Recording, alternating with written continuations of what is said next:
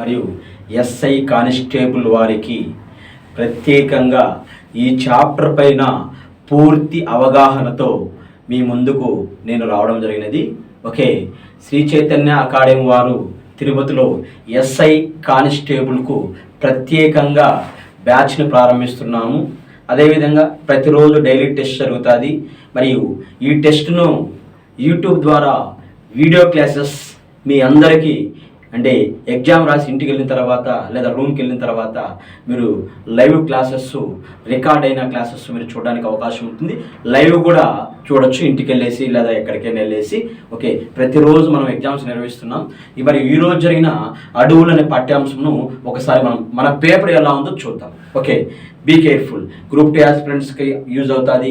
మరీ చెప్తున్నా, SI constable వారికి ప్రత్యేకంగా మన సంస్థ నుంచి మీకు ఖచ్చితంగా మంచి ఫలితం రావడానికి అవకాశం ఉంటుంది. మరియు ఫిలిమ్స్ గ్యారంటీ పాస్ చేయించే బాధ్యత ఈ ఇన్స్టిట్యూట్ తీసుకుంటుంది. ప్లస్ రిక్వెస్ట్గా ఓకే, క్రింది ఫస్ట్ ప్రశ్నలు చూడండి అమ్మా. చాప్టర్ వచ్చేసి అడవులు అనే పాఠ్యాంశం అమ్మా. ఏంటి? అడవులు. మరియు ఇక్కడ చూడండి, ఫస్ట్ ప్రశ్న ఏది? క్రింది వాణిలో సరికాని అంశం అన్నాడు. అంటే సరికాని అంశం అంటే తప్పు ఏంటి అన్నాడు. సరికాని అంశం అంటే అది అర్థం. ఫస్ట్ ఏమన్నాడు? Forest, FSI forest survey of India స్థాపన 1980. Option A. Option B, 18 report ప్రకారం 8,27,356 చదరపు కిలోమీటర్లు. ఆప్షన్ సి, 18 రిపోర్ట్ ప్రకారం 24.62%. మరియు ఆప్షన్ డి, దేశవ్యాప్తంగా 750 జిల్లాల్లో సర్వే చేయడం జరిగింది. క్రింది వానిలో సరికాని అంశాలు అన్నాడు. వాస్తవంగా అడవులు అనే చాప్టర్ను మనం డిస్కషన్ చేసేటప్పుడు అడవులు అంటే ఏంటి? ఒక ప్రాంతంలో దట్టంగా పెరిగిన వృక్షాలను అడవులు అంటారు. ఒక ప్రాంతంలో దట్టంగా పెరిగిన వృక్షాలను ఏమంటారండి? అడవులు అంటారు. మరి భారతదేశంలో మరియు ఆ దట్టమైన అరణ్యాల్లో జంతు సంపద ఉంటుంది, మరియు వృక్ష సంపద అంతా కలిసి ఉంటుంది. మరియు చెట్లు ఎవరికి ఆశ్రమిస్తాయి? జంతువులకు ఆశ్రమిస్తాయి. మరియు చెట్లు జంతువులు ఉండడం వల్ల పర్యావరణం అనేది ఇబ్బంది పడకుండా పర్యావరణం చాలా అనుకూలంగా ఉంటుంది ఆ ప్రదేశానికి. అదేవిధంగా 1952 స్వతంత్రం వచ్చిన తర్వాత 1952 ఫారెస్ట్ పాలసీ, 1952 అటవీ విధానం ప్రకారం 1952 అటవీ విధానం ప్రకారం భారతదేశంలో ఎంత శాతం అడవులు ఉండాలని చెప్పింది చట్టము? 33% అడవులు ఉండాలని చెప్పడం జరిగింది. ఎప్పుడు?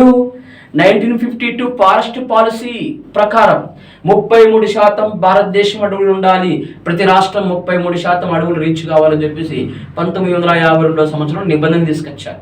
కానీ ఆ రోజు నుంచి ఈ రోజుకి ఈ 33% రీచ్ కాలేకపోతున్నాయి కొన్ని రాష్ట్రాలు.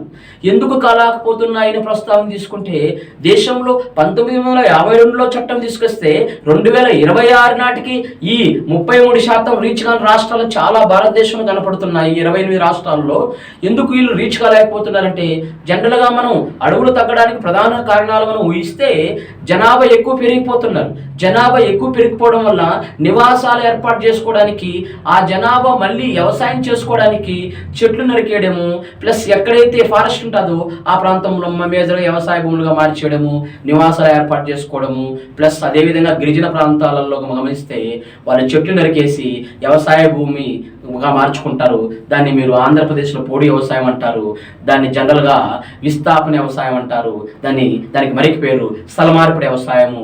అది దాని ప్రకారము. ప్లస్ ఖనిజాల త్రవ్వకాలు, ఎక్కువగా మినరల్స్ ఫారెస్ట్ పరిసర ప్రాంతాలలో త్రవ్వకాలు ఎక్కువ చేస్తున్నారు కాబట్టి అలా ఫారెస్ట్ పరిసర ప్రాంతాలలో ఖనిజాల త్రవ్వకాల వలన, జనాభా పెరుగుదల వలన, స్థల మార్పిడి లేదా విస్థాపన వ్యవసాయం వలన భారతదేశంలో 1952 నుంచి 2026 నాటికి అడవులు పెంచుకోలేకపోవడానికి ప్రధాన కారణాలు అని చెప్పేసి మనం తెలుసుకోవాలా. అదేవిధంగా ఈ ప్రశ్న చదివేటప్పుడు ఇంకా మనం ఏం తెలుసుకోవాలా? భారతదేశంలో 47,000 రకాల వృక్ష జాతులు ఉన్నవి. 47,000 రకాల వృక్ష జాతులు. మరియు ఈ 47,000 రకాల వృక్ష జాతులు ఉన్నాయని ఎవరు చెప్తారు? బొటానికల్ సర్వే ఆఫ్ ఇండియా చెప్తారు. ఈ బొటానికల్ సర్వే ఆఫ్ ఇండియా ఎక్కడుంది? కలకత్తా కేంద్రంగా ఏర్పాటు చేసుకునేది. బొటానికల్ సర్వే ఆఫ్ ఇండియా మొక్కలను సర్వే చేసే సంస్థ. ఆ సంస్థ దేశంలో 47,000 రకాల వృక్ష జాతులు ఉన్నవిని చెప్పడం జరిగింది. అంటే జనరల్గా వెదురు చెట్టు ఎన్ని చెట్లున్నా దాని జాతి ఒకటే. అలా 47,000 రకాల వృక్ష జాతులు ఉన్నవి అని చెప్పడం జరిగింది. మరియు 91,000 జంతు జాతులు ఉన్నాయని చెప్పడం జరిగింది. జంతు జాతులు భారతదేశంలో 91,000 జంతు జాతులు ఉన్నాయని చెప్పేసి. మరియు zoological survey of India Calcutta కేంద్రంగా ఏర్పాటు చేసుకున్న ఈ సంస్థ భారతదేశంలో 91,000 జంతు జాతులు ఉన్నాయని చెప్పడం జరిగింది. అదేవిధంగా మరియు దీంతో పాటు భారతదేశంలో 47,000 రకాల వృక్ష జాతులు, 91,000 జంతు జాతులు ఉన్నాయని చెప్పడం జరిగింది. తర్వాత భారతదేశంలో 1980 సంవత్సరంలో ఏం జరిగిందంటే ఒక సంస్థను ఏర్పాటు చేశారు. ఆ సంస్థ పేరేంటి? Forest survey of India. Forest survey of India. ఈ ఫారెస్ట్ సర్వే ఆఫ్ ఇండియా 1980 సంవత్సరం ఏర్పాటు చేస్తే ఆ సంస్థ దేశంలో ఫారెస్ట్ సర్వే చేసే సంస్థ. ఈ ఫారెస్ట్ సర్వే చేసే సంస్థ 1980లో ఏర్పాటు చేస్తే ఇది ఎప్పటి నుంచి సర్వే చేసింది తెలుసా? 1987 సంవత్సరం నుంచి సర్వే స్టార్ట్ చేసింది. ఎవరు? ఈ ఫారెస్ట్ సర్వే ఆఫ్ ఇండియా. ఈ 1987 నుంచి forest survey of India survey చేస్తూ ప్రతి 2 సంవత్సరాలకు ఒకసారి భారతదేశంలో అడవులను సర్వే చేస్తుంది. ఏ సంస్థ? Forest survey of India. ఎప్పుడు ఏర్పాటు చేశారు? 1980 సంవత్సరం ఏర్పాటు చేశారు. ఎప్పుడు అది సర్వే చేయడం స్టార్ట్ చేసింది? 1987లో సర్వే చేసింది. ఎన్ని సంవత్సరాల ఒకసారికి సర్వే ఇస్తుంది? ప్రతి 2 సంవత్సరాలకు ఒకసారి సర్వే ఇస్తుంది. సర్వే చేసిన తర్వాత ఈ ఫారెస్ట్ సర్వే ఆఫ్ ఇండియా ఒక సంస్థకి ఇస్తుంది. మీరు రిలీజ్ చేయండి డేటాను, మేము సర్వే చేసినామని చెప్పేసి ఇండియన్ స్టేట్ ఫారెస్ట్ రిపోర్ట్ వారు నివేదికిస్తారు ప్రభుత్వానికి. రిపోర్ట్ ఇచ్చేది, సర్వే చేసేది ఒకరు, రిపోర్ట్ ఇచ్చేది ఒకరు. ఆ సర్వే చేసిన సంస్థ ఈ ఇండియన్ స్టేట్ ఫారెస్ట్ రిపోర్ట్ వారికి నివేదిక ఇవ్వడం జరుగుతుంది. ఆ రిపోర్ట్ వారు రిలీజ్ చేస్తారు. అలా ప్రతి 2 సంవత్సరాలకు ఒకసారి రిలీజ్ చేస్తారు. ఈ ఇండియన్ స్టేట్ ఫారెస్ట్ రిపోర్ట్ వారు ఈ 2022 డిసెంబర్లో 18 రిపోర్ట్ ఇచ్చారు. ఎన్నో రిపోర్టు? 18 రిపోర్ట్. ఈ 18 రిపోర్ట్ ప్రకారం భారతదేశంలో మరియు ఈ 18 రిపోర్ట్ ఎప్పుడు స్టార్ట్ అయింది? రిపోర్టు 1987 సంవత్సరంలో స్టార్ట్ అయింది. 87 నుంచి ప్రతి 2 సంవత్సరాలకు ఒకసారి అలా సర్వే చేస్తూ 18 రిపోర్ట్ ఇచ్చింది. ఈ 18 రిపోర్ట్ ప్రకారం భారతదేశంలో 8,27,356 చదరపు కిలోమీటర్లు ఉన్నవి. 8,27,356 చదరపు కిలోమీటర్లు ఉన్నవి. అదేవిధంగా భారతదేశంలో ఎంత శాతము అడవులు ఉన్నాయంటే 25.17% అడవులు ఉన్నవి. 25.17% అడవులు ఉన్నాయి. ఈ 18 రిపోర్టు ఎన్ని జిల్లాల్లో నివేదించిందంటే, ఎన్ని జిల్లాలు సర్వే చేసిందంటే 751 జిల్లాలు సర్వే చేయడం జరిగింది. 751 సర్వే చేయడం జరిగింది. అలా 751 సర్వే చేయడం వల్ల భారతదేశం అడవులు అధికంగా ఉన్న రాష్ట్రం మధ్యప్రదేశ్, అడవులు తక్కువ ఉన్న రాష్ట్రం హర్యానా. 28 రాష్ట్రాలు అడవులు ఎక్కువగా ఉన్న రాష్ట్రం మధ్యప్రదేశ్, అడవులు తక్కువగా ఉన్న రాష్ట్రం హర్యానా. మరి 8 కేంద్రపాలిత ప్రాంతాల్లో అడవులు అధికంగా ఉన్న కేంద్రపాలిత ప్రాంతం ఏంటి? జమ్మూ కాశ్మీర్. అడవులు అధికంగా ఉన్న కేంద్రపాలిత ప్రాంతం జమ్మూ కాశ్మీర్. అడవులు తక్కువగా ఉన్న కేంద్రపాలిత ప్రాంతం ఏంటి? చండీగఢ్. ఏంటన్నా? చండీగఢ్. మరియు అడవుల శాతం అధికంగా ఉన్న రాష్ట్రం మిజోరం. అడవుల శాతం తక్కువగా ఉన్న రాష్ట్రం హర్యానా. అడవుల శాతం ఎక్కువగా ఉన్న కేంద్రపాలిత ప్రాంతం లక్షద్వీపులు. ఏంటమ్మా? లక్షద్వీపులు. అడవుల శాతం తక్కువగా ఉన్న కేంద్రపాలిత ప్రాంతం లడాక్. ఇవి మీరు పాఠ్యాంశంలో నేను చెప్పడం జరిగింది. మళ్ళీ నేను డేటా ఇస్తున్నాను. ఈ 28 రాష్ట్రాల్లో శాతం పరంగా అధికంగా మిజోరం. ఈ 28 రాష్ట్రాల్లో శాతం పరంగా అల్పం వచ్చేసి మిజోరం అయితే అల్పం వచ్చేసి హర్యానా. సాధారణంగా 28 రాష్ట్రాల్లో అడవులు అధికంగా ఉన్న రాష్ట్రం మధ్యప్రదేశ్, అడవులు తక్కువగా ఉన్న రాష్ట్రం హర్యానా. మరియు ఈ 8 కేంద్రపాలిత ప్రాంతాల్లో అడవుల శాతం ఎక్కువగా ఉన్న కేంద్రపాలిత ప్రాంతం లక్షద్వీపులు, అడవుల శాతం తక్కువగా ఉన్న కేంద్రపాలిత ప్రాంతం లడాక్ అని చెప్పేసి నేను పాఠ్యాంశంలో మీకు పరిచయం చేశాను. ఇక్కడ గమనించండి. క్రింది వాటిలో సరికాని అంశం అన్నాడు. ఫారెస్ట్ సర్వే ఆఫ్ ఇండియా స్థాపన 1980. Yes, correct. చెప్పాను కదా, 1980 సంవత్సరం ఏర్పాటు చేశారు. మరియు 18 రిపోర్ట్ ప్రకారం 8,27,356 చదరపు. ఎన్ని సంవత్సరాలు ఒకసారి ఇస్తారు? ఇది 2 సంవత్సరాలకు వస్తుంది. ఓకే, ఎన్నో రిపోర్ట్ ఇది? 18 రిపోర్ట్. ఇది కూడా కరెక్ట్. కానీ 18 రిపోర్ట్ ప్రకారం 24.62% ఉన్నదని చెప్పడం జరిగింది. ఇది రాంగ్ కదా. ఎంతమ్మా? 25.17% 18 రిపోర్టు చెప్పడం జరిగింది. ఇది రాంగ్ ఇచ్చాడు. అంటే సరికాని అంశం ఒకటి మనకు సి తెలిసింది. తర్వాత డి, దేశవ్యాప్తంగా 750 జిల్లాల్లో సర్వే చేయడం జరిగింది. 751 జిల్లాలో సర్వే చేయడం. ఎస్, ఇది కూడా మనకు కరెక్ట్ అనిపించింది. ఇక్కడ సరికానిది అన్నాడు. సరికానిది ఏంది?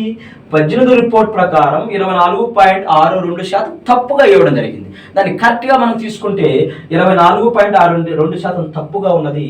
కరెక్ట్ వాల్యూ వచ్చేసి 25.17% అని మీరు గమనించాలా. ఇక్కడ సి అనేది తప్పు. ఇక్కడ ఆప్షన్ చూస్తే ఆప్షన్ సి ఎక్కడుంది? సిలో ఉన్నది. ఆప్షన్ సి ఎక్కడుంది?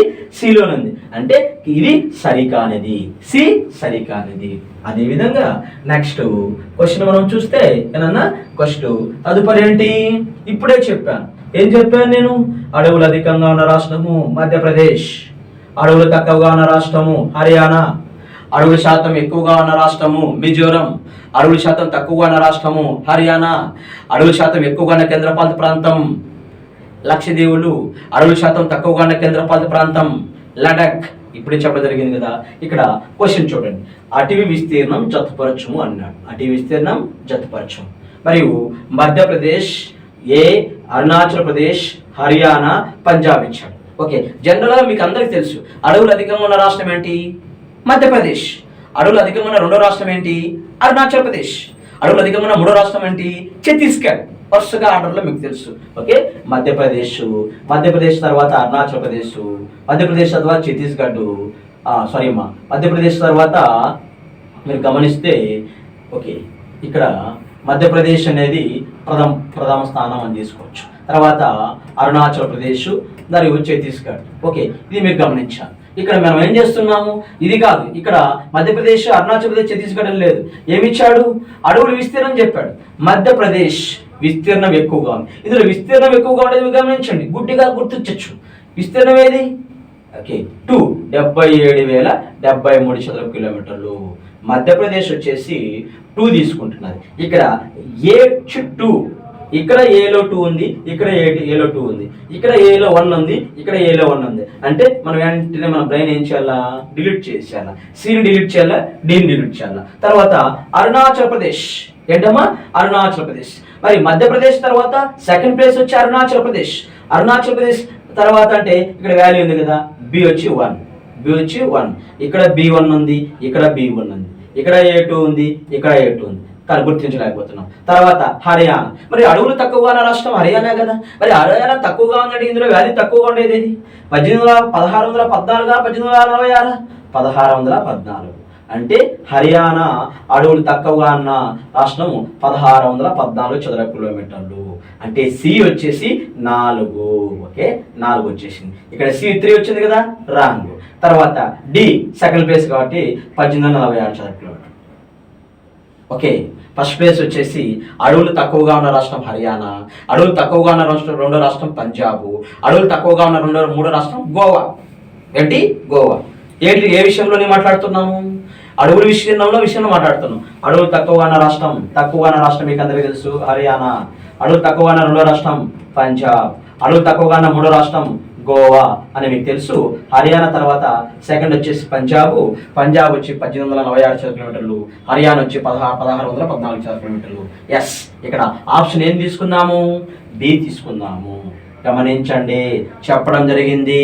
అడవులు ఎక్కువగా ఉన్న రాష్ట్రం, అడవులు తక్కువగా ఉన్న రాష్ట్రం, అడవులు ఎక్కువగా ఉన్న కేంద్రపాలిత ప్రాంతం, అడవులు తక్కువగా ఉన్న కేంద్రపాలిత ప్రాంతం, అడవుల శాతం ఎక్కువగా ఉన్న రాష్ట్రం, అడవుల శాతం తక్కువగా ఉన్న రాష్ట్రం, అడవుల శాతం ఎక్కువగా ఉన్న కేంద్రపాలిత ప్రాంతం, అడవుల శాతం తక్కువగా ఉన్న కేంద్రపాలిత ప్రాంతం. ఆల్రెడీ చెప్పడం జరిగింది. మళ్ళీ చెప్తున్నాను. అడవులు ఎక్కువగా ఉన్న రాష్ట్రం మధ్యప్రదేశ్, అడవులు తక్కువగా ఉన్న రాష్ట్రం హర్యానా, అడవులు ఎక్కువగా ఉన్న కేంద్రపాలిత ప్రాంతం జమ్మూ కాశ్మీర్, అడవులు తక్కువగా ఉన్న కేంద్రపాలిత ప్రాంతం చండీగఢ్. ఇవి సాధారణమైన బిట్స్.